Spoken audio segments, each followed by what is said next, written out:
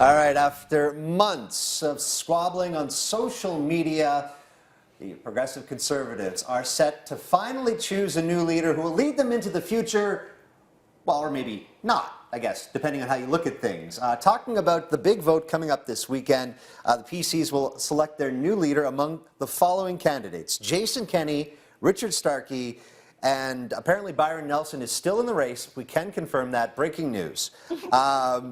So we all kind of get a sense as to probably where this is going, but I'm curious. It's not set in stone. The delegate system doesn't ensure that one candidate is going to win.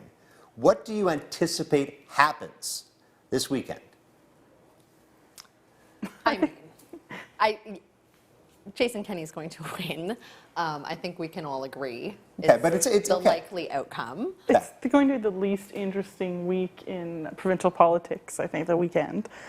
There's not going to be any surprises. What kind of upset could we possibly see, like Stark taking a... No.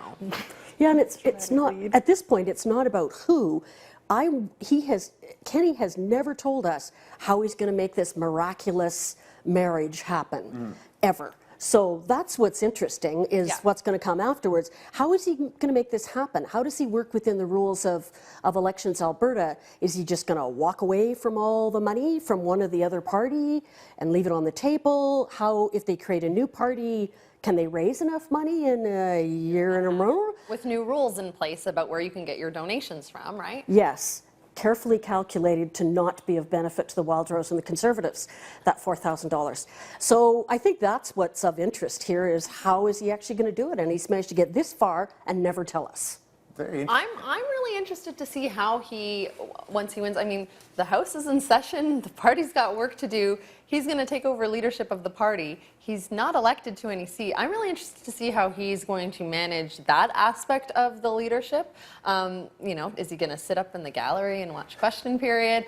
I doubt it, but anything could happen. I don't know how this is all going to work, and how the Wildrose and the PCs, that dynamic, I mean, the NDP, I think, has an opportunity to really exploit that now, especially once Kenney actually wins the leadership, because there's a lot of fissures there that could be pried open pretty far, I think. I think he's going to get out of town.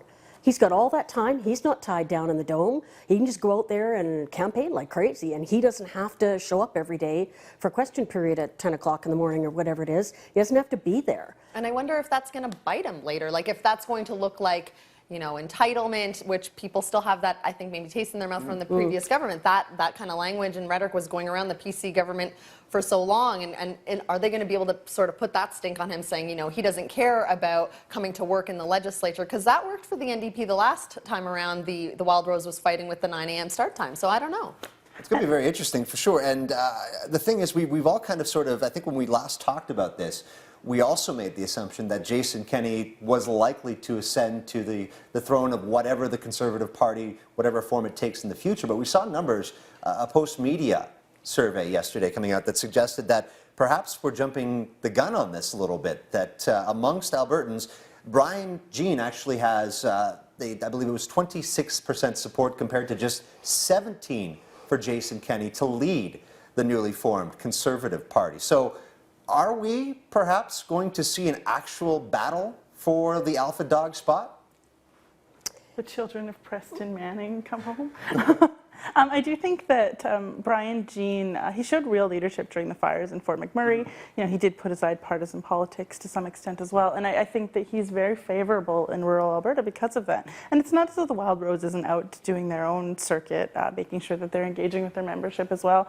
The interesting thing, like Laurie has said, will be the framework. What legal frameworks are we going to see them come under? And I don't think if I was Brian Jean, given those numbers, that I would be too keen to just walk away from all of it. Yeah. That about sums it up. Now, I do want to really quickly just get back to the race here for a second, because what I found rather interesting this week with respect to the other real candidate for the Conservative leadership, Richard Starkey, revealing a plethora of endorsements this week, including Mayor Stephen Mandel. You kind of get the sense that it was a case of too little, too late. What could he have done? What should he have done if he wanted to win this race? Was there a path to victory? The progressive branch of the progressive conservatives was floundering. There probably was a little bit of an opportunity, but they weren't organized. They didn't have it together.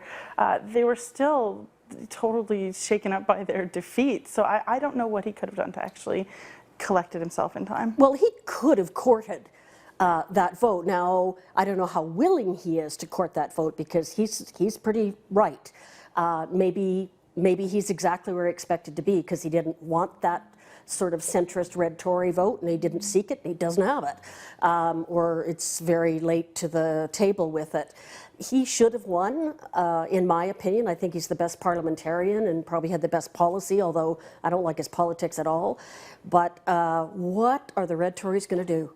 Where are they going to go? And it's what you don't see of this race that is the most interesting thing. Yeah. Where are those people going to go? Fringes on both sides of the Wild Rose and yeah, Tories. fair enough. Yep. That takes care of that. As we say, that vote goes this weekend in Calgary. Who knows? Maybe it'll be a repeat of U.S. election night, and we'll all be surprised. Okay, I'm getting eyes rolled on that. Okay. That's it for us in this week's edition of the Hot Topic panel. Don't go too far. We've got more dinner television coming back at you, including Bridget Ryan checking in with some of the finest young theatrical talent the city has to offer.